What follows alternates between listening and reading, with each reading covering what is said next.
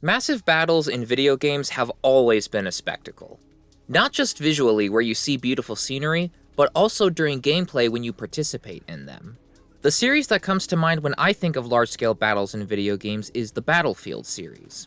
Battlefield's large-scale modes like Conquest, for example, allow players to be one cog in the huge machine that is the team, contributing to the effort piece by piece until you either win or lose. Of course, massive battles aren't just limited to first-person shooters. They're actually much more common to see in other game genres, the most prevalent one being real-time strategy games. In RTS games, large maps that have these large-scale battles become a core component. Therefore, it's more unique and interesting to see this from genres that don't typically make large-scale battles with open-ended objectives a core component of their gameplay. Sure, large-scale battles in this form do already exist in genres that don't include them as often, but a lot of the time, gameplay moments like these are saved for climactic points in the game. So when a game decides to give this kind of style of gameplay a shot, I think it's worth looking into to see whether it paid off or not. Especially if it's from one of my favorite video game series of all time.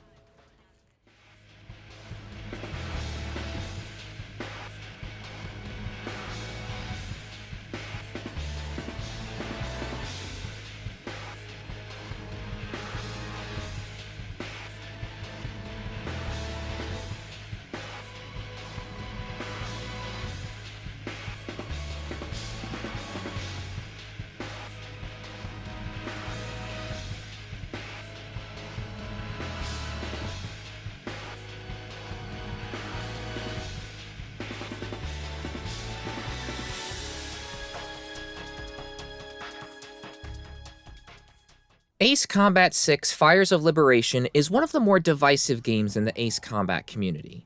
Some people like it, some people dislike it.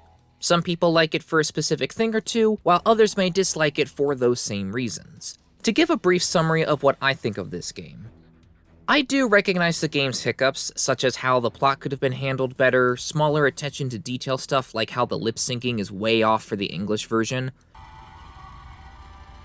Listen to your teacher, okay? And, give the king my best. The roster of aircraft in this game being on the lower side, and, of course, how could we forget, people constantly telling each other to dance with an angel, Mom. Go dance with his angels. Go dance with the angels, mister. Just like that DJ was saying, our angels are back. Let's get it, Garuda One. Dancing with the angels.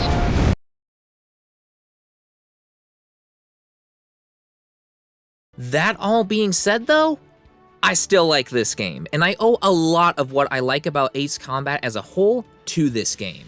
This is the game that got me introduced to my favorite fictional Ace Combat aircraft, the CFA-44 Nosferatu. This is the game that made me fall in love with the concept of huge aerial warships with the Aigion and her fleet. This is the game that got me all smiling and chuckling at the banter between the Amerian pilots. All enemy bombers have been eliminated. We somehow plucked every last one of them. Enemy bomber formation is confirmed down. I have to say you handled things well. Dumping all that praise on us has got me a little too red in the face to go back home. Roger that, Avalanche. I'll just report you as gunned down and missing in action. That's pretty harsh, Ghost Eye. All planes, it's time to get on home now. Try and make it back for supper. And this is the game that gets a few nostalgia points from me because this is one of the first Ace Combat games that I ever played. But enough opinions on Ace Combat 6, let's get into what this video is about. The reason why I opened with mentioning large-scale battles in video games is because I wanted to give some context to what this video is going to be about. Ace Combat is no stranger to large-scale battles. After all, in these games, we're flying around in large sandbox environments with constantly changing battlefield conditions, enemy types, mission objectives, etc. Ace Combat has allowed us to do things like spearhead the siege of Farbanti, engage in a huge naval battle while providing close air support, earn the moniker of Demon Lord by dominating Area B7R's airspace, spearhead the siege of Farbanti again many years later, on the same day, and end the Lighthouse War by fighting drones and real pilots along with shooting down this glorified boomerang while listening to the beautifully composed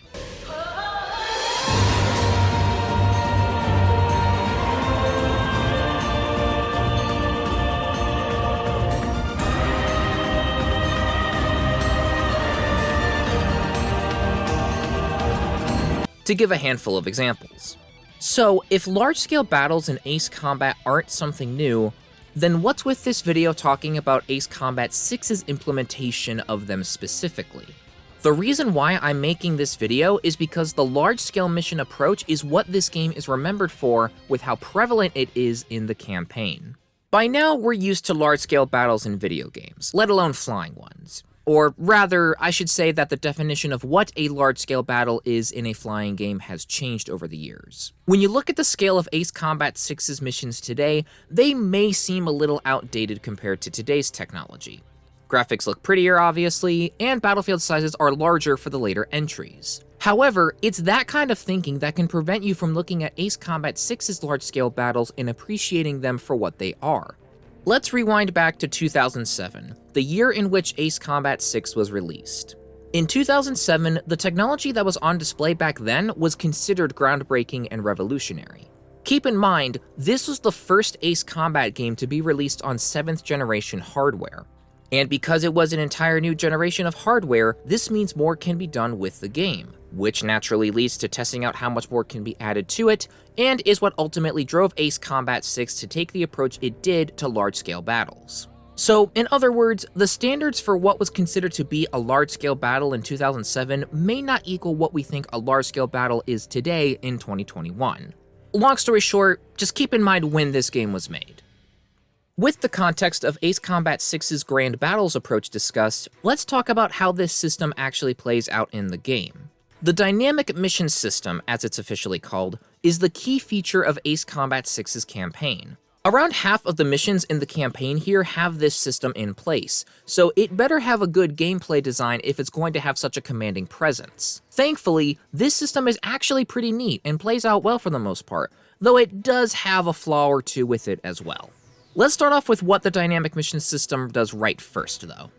Up until this point in the Ace Combat series, we hadn't seen this many units on screen at a given time. Yeah, we've had large-scale battles with multiple zones before, but keep in mind, we're talking about increased graphics, more ally and enemy units on screen per sector, and generally speaking, more things that the game needs to be able to process effectively. For 2007, seeing something like this for the first time must have been quite the sight to see. The first thing that Ace Combat 6 gets right is the feel of those battles. This is something that Ace Combat has always done well, and it's the same case with this game. While the actual gameplay of these engagements is what matters more, it's still very important to get the feel of these battles right too. After all, if you want to successfully convey a grandiose fight, you don't want to make it feel like the only battle that's going on at the present moment is the one that the player is fighting in. Fighting against the immediate enemies around you, allies close by with you as they join you in the fight, the battles off in the distance, the environments, the comms chatter, it all combines to give the sense of battle in a great fashion. Now onto the meat and potatoes, the gameplay. The gameplay of Ace Combat 6 as a whole is fantastic, and directly contributes to making these large-scale battles fun to participate in. Dogfighting with enemy pilots, performing strafe runs on enemy ground targets, fighting a massive aerial fleet, and more. Whatever the combat situation is, the gameplay here allows the combat to perform fluently, maintaining a sense of smoothness while also keeping Ace Combat's arcade flight action approach. On the Dynamic Mission System side specifically, here's how it works. When you enter a mission that has this system going on, there will be anywhere from 3 to 6 ally groups with their own operation going on at any given moment. These groups can have missions such as punching through the enemy's front line, defending an airbase from an attack, attacking an enemy fortress from the inside, taking a specific location back that gives a tactical advantage for the rest of the battle, etc. The objective for each of these operations is to wipe the enemy forces that oppose your forces clean off the map. Once you eliminate all of the enemies in an operation, you'll get the all clear and that operation will be completed, allowing you to move on to another one. However, you have to be careful not to leave any particular unit out to dry, as if the enemy overwhelms them, your forces will retreat and the operation ends in failure. Too many failed operations and the whole mission will be failed as a result. This gives a great sense of urgency and planning to the whole mission. What you choose as your aircraft and your SP weapon to go along with it will determine what kind of operations you'll be able to excel at. Of course, you can always go to an airbase or a return line to refill and swap out weapons, but it's always a good idea to maximize your damage potential to the enemy from the start. Should you need any assistance during a mission, however, once you complete one operation on the map, the extra forces that were part of that operation will join you to help with the others, which leads to the Allied attack and Allied cover options. Ally attack will designate any and all enemy targets at your 12 o'clock, and your allies will unleash their fury onto the targets designated. Allied cover is useful for when you need some help getting enemies off your back, as your allies will attack any targets that are on your tail. You have to complete half of the operations on a given battlefield in order to progress into the final assault. After the final assault, you get to hear the oh so satisfying. That all being said, however, there are a few problems with this system. The first and most obvious problem being that during some of the more hectic battles with up to 6 operations going on all at once, it can get a little overwhelming having to keep track of all of these operations and making sure that none of them fail. Missions 11 and 13, Moloch Desert and Liberation of Grace Maria, perfectly show this problem. Other battles with the other operations are going on at the same time, which makes sense. The Estevakians aren't just going to lounge about and do nothing until Talisman shows up. Thus, when you start receiving requests for air support that's on the whole other side of the map, this puts you in between rock and a hard place. Either you stick with your current group and risk the other group going to dance with the angels, or you go to help that other group, but then the previous group then needs support because you abandoned them for a bit in the middle of a fight. Ace Combat veterans or people who are good at flying games in general won't have this issue as much, but it does still happen from time to time. But for a nugget still getting used to Ace Combat, or someone who's still learning flying games in general, hearing Dragon Busters and Warlock asking for help while the player is cleaning up the vomit that is Estevakian jamming on their radar is probably gonna make them stressed and confused. Now, to this game's credit, this doesn't happen right from the start. The game actually gives players a decent amount of time before the dire air support requests start coming in. But when they do, players are often forced to choose from the lesser of two crummy options. Either go help and leave the current group hanging, or just leave the group making the dire requests hanging. Another problem with the dynamic mission system is that on occasion, other operations that are close by can be started accidentally. While the operations themselves will begin without your direct involvement, hence the comms chatter that indicates battles going on happening, and the actual battles happening, there is a distinct way the game recognizes that you're actively partaking in that operation. Operations in Ace Combat 6 can be started in 2 ways, either by entering the operation circle, or by attacking an enemy that is part of that operation. The reason why this is an issue is that sometimes you can accidentally enter an operation you're not equipped to handle, either by accidentally flying into the operation circle, or by the more common accident of attacking an enemy that is part of another op. This can lead to a lower score on that battle, if not an outright failure of that option. Thankfully, this issue is not as common with the Battle ID device. The Battle ID device allows you to toggle between which operation you'd like to focus on. When you select a specific operation, only the targets related to that operation will be highlighted. The other targets will essentially be non-targetable unless you switch the Battle ID device over to their operation, or just set the ID device to all operations. That being said, while you can't fly into a different operation zone anymore, you can still accidentally hit an enemy from a different op with a free fire weapon. Though there's no real way of countering this specific example, as if the game didn't trigger a different battle when you hit a target related to it, and you had a different battle selected, players would be able to just cheese the game and wipe the floor with the other enemies unfairly. Thankfully though, those are the only 2 major problems with the dynamic mission system in Ace Combat 6. Everything else about it is good. So this system works quite well in my opinion. With great gameplay, more pros than cons, I'd say that the large-scale battles of Ace Combat 6 are done quite well. One of the big reasons why Ace Combat 6's battles are interesting to me, to the point where I'm making a video about them, is because this is the only game in the series to get large-scale battles involved as much as they are here. Of course, again, large-scale battles have always been a part of Ace Combat, but not to a point where they've been gamified as much as they are here. It's a unique innovation, one that stays true to Ace Combat's core gameplay while testing at the time new hardware with such grandiose fights. While future Ace Combat games have followed this formula to some extent, with different groups having their own fights going on all at the same time, it hasn't quite followed what Ace Combat 6 did to a T. There aren't any circles to trigger the start of a specific operation, ally units do still report damage, but oftentimes don't face the threat of being wiped out entirely, and we sadly haven't seen a return of the overpowered allied attack and cover options. Though I don't know if you'd be able to really call yourself an ace in an Ace Combat game if you just use ally attack on the enemy ace instead of just fighting them yourself, so... Now, some of you may be asking if this system should return at all. Personally, I'm indifferent about it. I wouldn't be hitting the fuck go back button if it was introduced, but at the same time, I'm not demanding that it shows up again. However, this leads me to the end of the video where I propose a question to you. How do you think this system could be improved upon? While what Ace Combat 6 has here is already great, there are areas I feel like it could be improved upon.